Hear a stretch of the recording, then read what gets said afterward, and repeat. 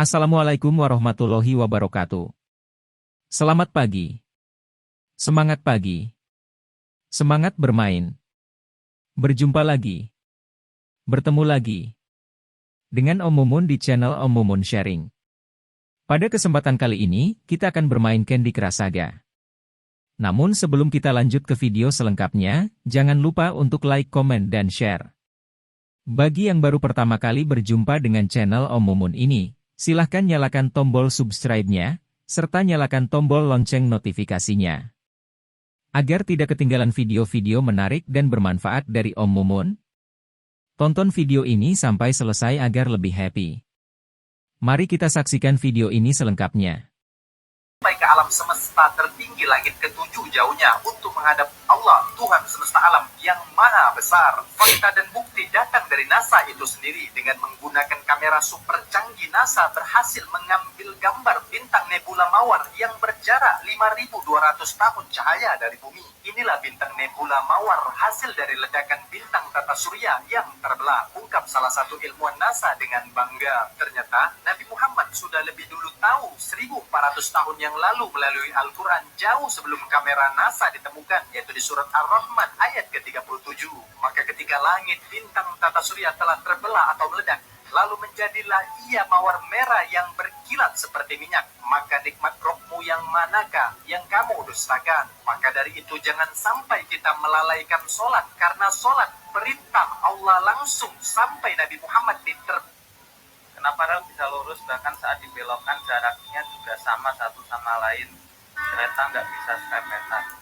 Jadi kalian penasaran ya? Oke, aku kasih tahu kenapa rel itu jaraknya bisa sama. Oke, jadi sekarang aku lagi ada di jalur Suci, stasiun Tegal. Sampai pingsan ke Antasida, Ranit. Kan ya, wis diurui tiktokan namanya krole ai. Ya, Nenek itu paling nggak bisa kalau lihat orang makan. Ini main TKW. sayang banget mobil tim. Ini sih.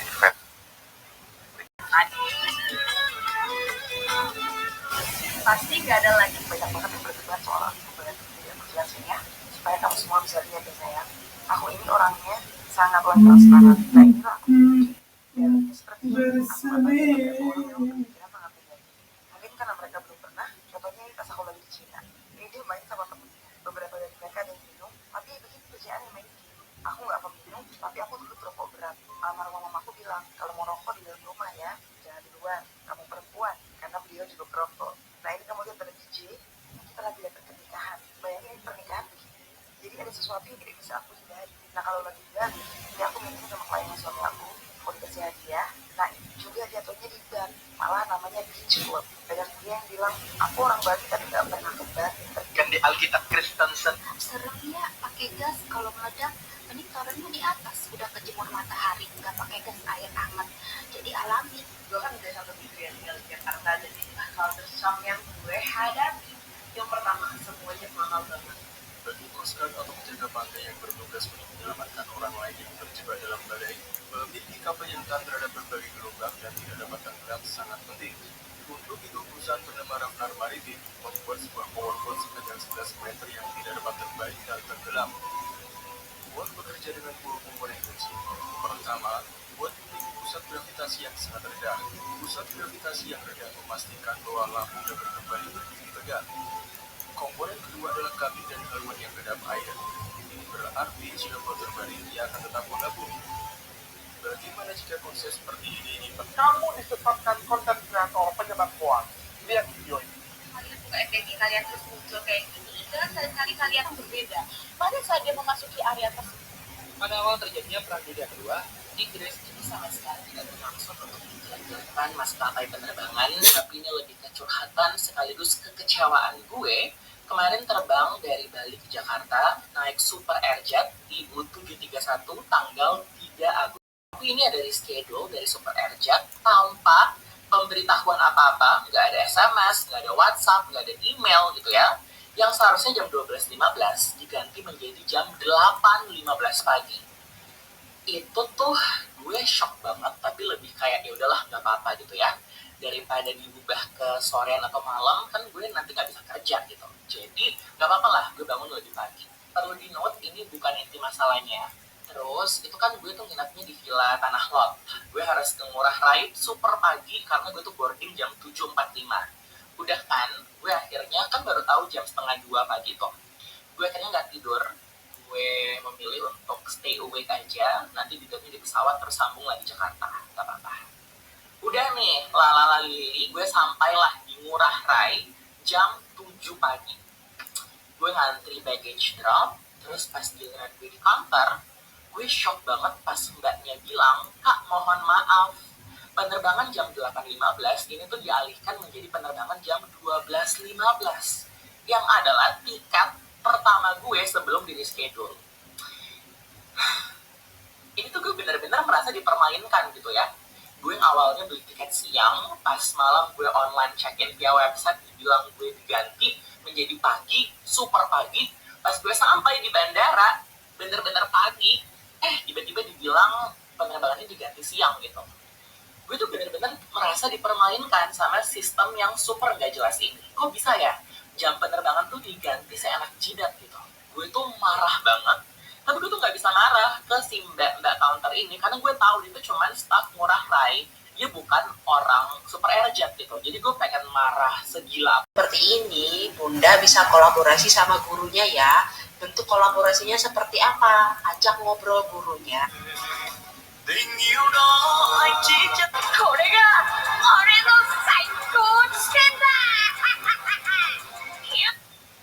Pak Guru, apakah ada kehidupan seperti di bumi mengingat alam semesta mempunyai miliaran galaksi yang belum pernah diketahui manusia? Ini pertanyaan yang sangat bagus, tapi juga pertanyaan yang sudah lama ditanyakan oleh banyak orang, dan para ilmuwan pada konteks ini berdebat. Ada para ilmuwan yang mengatakan bahwa di luar sana itu ada banyak sekali planet, dan di planet-planet itu ada yang memasuki atau ada yang ada di dalam zona Goldilocks, zona yang layak huni di mana air tersedia dalam 3 wujud atau 3 bentuk. Nah, kalau sudah seperti itu, maka biasanya kehidupan akan muncul di situ. Dan mengingat di galaksi Bima Sakti ada sekitar 100 sampai 400 miliar bintang, maka mungkin kehidupan juga dalam jumlah yang sangat banyak itu ada. Para ilmuwan bahkan sampai mengkalkulasikan 5% dari total tata surya yang ada di galaksi kita itu ada kehidupannya. Ada yang sampai mengatakan seperti itu, yang berspekulasi seperti itu. Tapi sampai sejauh ini ya itu baru spekulasi, itu baru pertanyaan dan jawaban yang hanya dikelola pakai logika saja. Sedangkan data-data empirisnya kita sampai sekarang belum menemukannya. Apakah di planet dunia ada kehidupannya, apalagi kehidupan cerdasnya dan sebagainya, kita tidak tahu. Apakah bumi ini adalah satu-satunya, apakah manusia ini adalah satu-satunya makhluk cerdas yang menghuni alam semesta, kita juga tidak tahu. Yang pasti para ilmuwan sampai sekarang baru bisa berspekulasi bahwa itu ada atau tidak, tapi belum bisa membuktikan bahwa itu secara empiris bisa terbukti.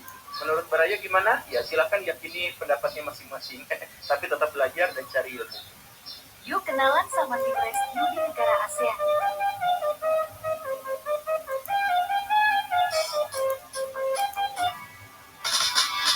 Misalnya ada orang rukuk kemudian ngentut, itu sholat walun, wa'af alun, muftatahatun fitakbir, muftatamatun fitasbih. Lalu ketika sampai rukuk apa sudah namanya sholat? Jika kamu katakan batal, lalu namanya sholat aja belum, nggak sudah kamu katakan batal.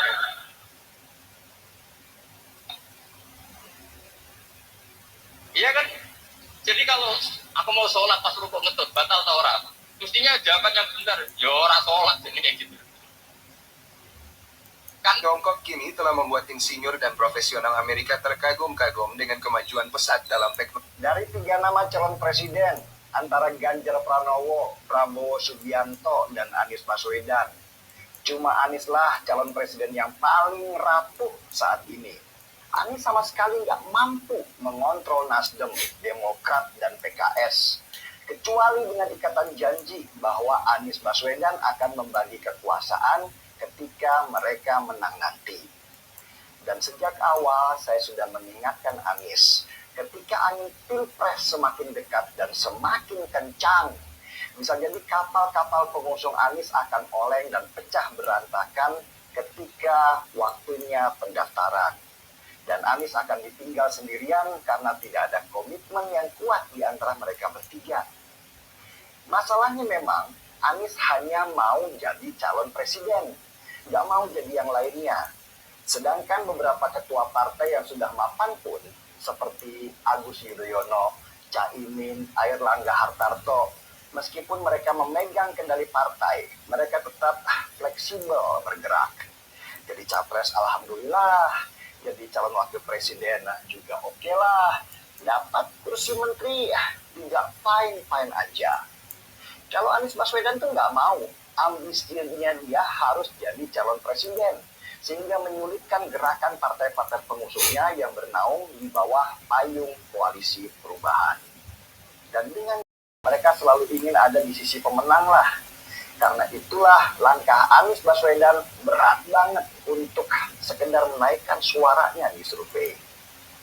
Dan situasi tambah ruwet ketika Anies ditolak di mana-mana ketika dia mencari calon wakil presiden. Dia sudah ditolak oleh Khofifah, Gubernur Jatim. Ditolak lagi oleh Yeni Wahid, anaknya Gus Dur. Dan saya dengar banyak yang menolak Anies Baswedan untuk jadi calon wakil presidennya, termasuk juga Mahfud MD. Bahkan Yeni Wahid dengan yakinnya dia bilang, memangnya Anies jadi nyalon? Ini menunjukkan keraguan bahwa Anies akan tetap jadi calon presiden ketika sudah masuk pendaftaran. Yeni Wahid seperti sudah meramal bahwa di ujung jalan nanti, partai-partai pengusung Anies akan bubar jalan meninggalkannya sendirian. Dan yang paling penting, mereka yang moderat itu nggak mau ikutan kotor dengan cap bapak politik identitas yang ditempel di Anies Baswedan. Stigma itu terlalu dalam, nempelnya, dan sulit sekali untuk dibersihkan. Bahkan Nasdem sendiri kabarnya juga sudah gerah dengan Anies Baswedan.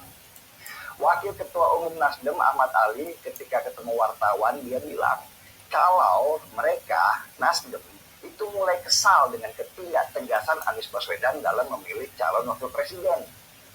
Kata Ahmad Ali, kriteria Anies Baswedan terhadap calon wakil presiden itu selalu berubah-ubah. Kemarin A, besok B, lain waktunya C. Padahal salah satu syarat untuk mengubah hasil survei dan membuat Bohir yakin adalah siapa calon wakil presidennya. Tanpa nama calon wakil presiden yang tepat, sudah dipastikan bahwa Anies akan kalah. Bahkan kabarnya, yang bikin Nasdem kesal adalah kriteria calon wakil presiden Anies itu lama-lama mengerucut ke Agus Yudhoyono. Saya yakin Anies takut ditinggalkan Demokrat karena itu akan merusak koalisi perubahan yang sudah disusun lama.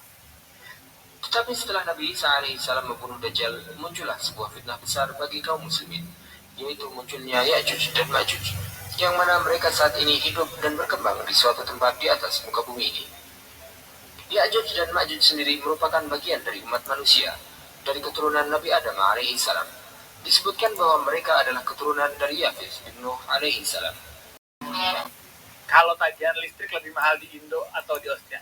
Ya jelas lah lebih mahal di Indo. Karena kalau saya di sini itu gratis listriknya. Kenapa bisa gratis? Ini saya kasih tahu. Gratisnya itu karena ini nih, energi bonus. Nih ya, saya dapat 400 euro bulan lalu. Dan bulan ini dapat 200 euro. Tuh lihat. Dan kita itu sekeluarga bayar listrik kira-kira 70-80 euro lah per bulan. Dari bonus itu aja udah 600 euro. Terus nanti bulan ini dapat 200 euro lagi, jadi totalnya 800 euro. Jadi gratis kan? Jadi masih nggak percaya kalau Eropa itu lebih murah dari Indonesia, tepatnya Jakarta sih. Kalau tagihan listrik lebih mahal, dari pertama kali dikembangkan, dunia udah meledakan lebih dari 2000 bom nuklir. Oppenheimer ya. Ada yang nanya ini, Bang, berarti ayam Epogen bukan ayam kampung ori ya, Bang? Oke, jadi semua aku jawab, aku mau bilang begini sama kalian. Ayam kampung ori itu apa? Yang dipertanyakan ayam kampung ori apa? Sampai sekarang nggak ada tuh standar ayam kampung ori. Karena yang ada ayam kampung. Ayam kampung apa? Kalian bisa cek di Wikipedia, di sumber-sumber lain. Ayam kampung adalah ayam yang dipelihara di perkampungan atau dilepas di kampung. Di kampung-kampung lah, kurang lebih. Dan tidak menjadi ayam yang memang dikhususkan. Contoh khusus petelur, khusus daging enggak. Jadi nggak ada itu ayam kampung ori kecuali sudah masuk ke strain ori. Contoh nih ayam cemani, ayam pelung, ayam sentul, ayam ini. Begitulah kurang lebih, ya kan? 3 makam waliullah zaman dahulu dan sekarang part 2. Yang pertama ada makam Sunan Kudus. Bergaullah dengan semua agama. Kui dulure, kui adike, kui yune, kui kakange, ndak boleh membedakan. Kui Cina, kui Arab, kui Jawa, tidak boleh. Saya ini uang sederhana. Saya terjemahkan perlu dikatuni. Duduk pizza, duduk burger. Karena kita punyanya buku. Kui pamanane wong jowo, tur wong sugih. Saya punyanya kulo, anak arek-arek kate teko tak duduk tak goreng. Ini adalah cerminan kehidupan yang harus kita lakukan. Ojo dikira ora perlu dikatuni. Janjiku biyen aku sako nganteni. Kowe lan aku tutune kono prawane endeni randani dikatuni janjiku biyen aku sako ngenteni.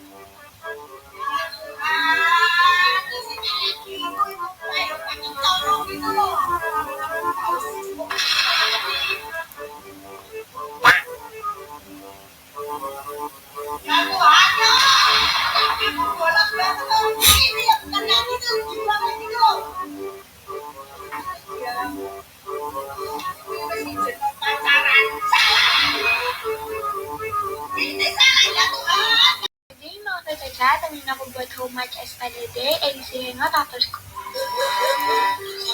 Kabeh iku ora perlu dikatuni